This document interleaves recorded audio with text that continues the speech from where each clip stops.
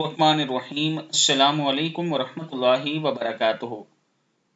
عابد راجہ channel کی طرف سے آج میں اپنے چاہنے والوں کو ایک بہت کی پیاری دعا بتاؤں گا۔ نماز مغرب کے بعد آپ یہ دعا 3 مرتبہ پڑھ لیں یا 7 مرتبہ پڑھ لیں تو اللہ تعالیٰ کی ناراضگی سے آپ بچ جائیں گے۔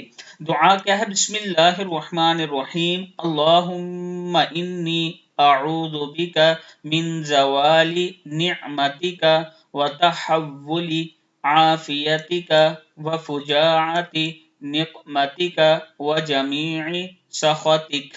اے اللہ، میں تیری پناہ چاہتا ہوں تیری نعمت کے زوال سے، تیری عافیت کے ہٹ جانے سے، تیری ناگہانی سزا سے اور تیری ہر طرح کی ناراضگی سے۔ دعا پھر سن لیں، اللہم انی اعوذ بک من زوال نعمتک وتحول عافیتک وفجاعت نقمتک وجمیع سخطک۔